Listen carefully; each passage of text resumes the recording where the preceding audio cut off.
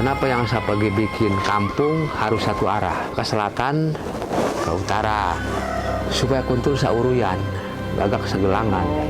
Ketika si Katua bilang A, itu masyarakat nggak bakal ada yang komentar gitu.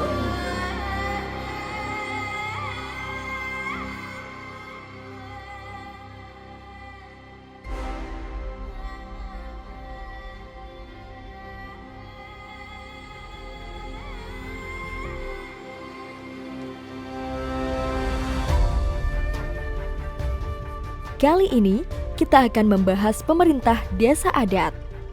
Pasti kalian sudah gak asing lagi dengan suku yang satu ini.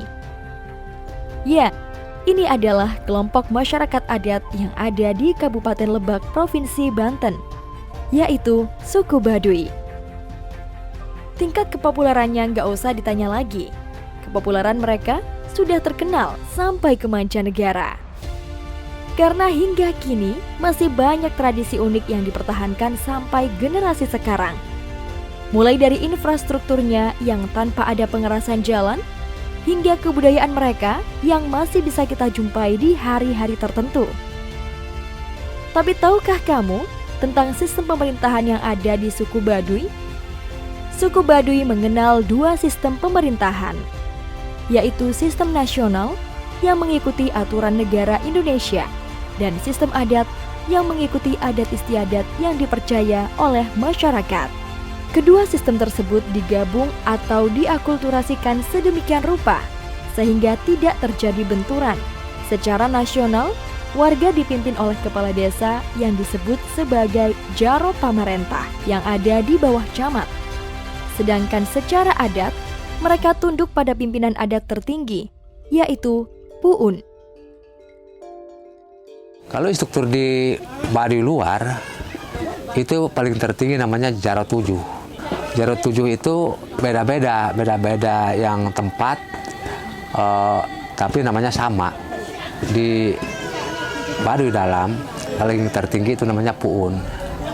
Puun, ada Girang Serat, ada Barisan 9, ada Jaro Tangtu.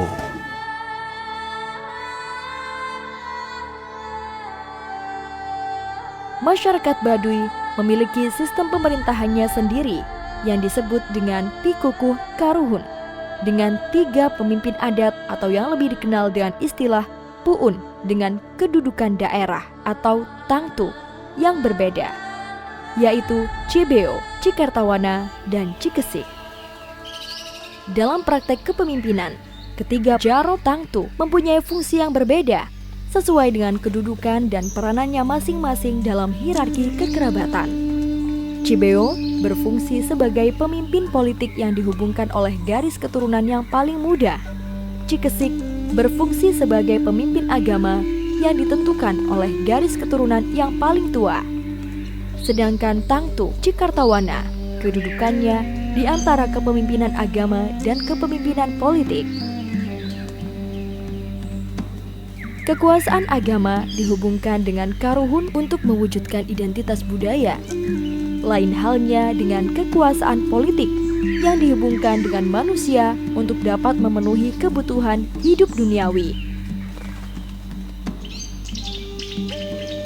Jadi kepala desa itu satu yang diambil keturunan. Yang kedua, ada sistem nujum. Yang nujum itu di lembaga Jaro 7. Tapi sepakat sama tadi dari kepuunan. Kalau nujum itu ada wangsit. Ada wangsit sebagai nujum yang leluhur yang masih tahu. Misalkan saya nih, nanti bicara yang sebagai yang kesurupan itu Jaro Saija misalkan. Saija yang harus dijadikan Jaro gitu. Itu baru dirembukan.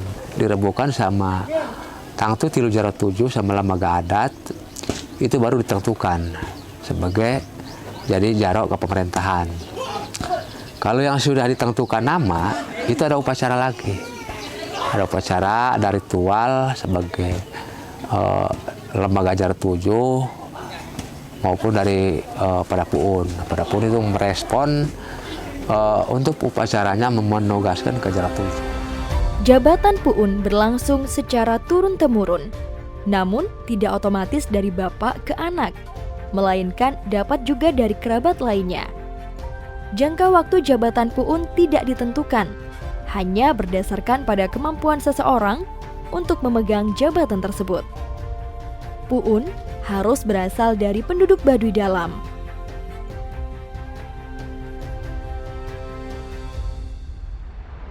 Berdasarkan pasal 18B ayat 2 Undang-Undang Dasar Negara Kesatuan Republik Indonesia 1945 yang mengakui dan menghormati keberadaan masyarakat hukum adat, maka sejatinya sistem pemerintahan suku Baduy masih tetap berlaku.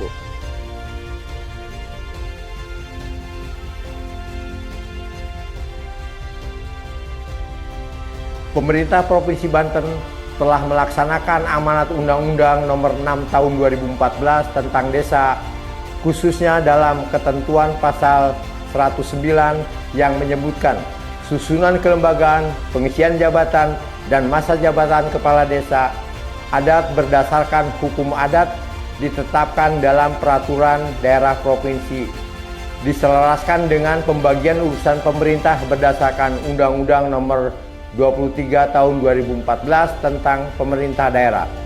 Penetapan susunan kelembagaan, pengisian jabatan, dan masa jabatan kepala desa adat masuk dalam sub-urusan pemerintahan desa, yang merupakan urusan pemerintah bidang pemberdayaan masyarakat dan desa.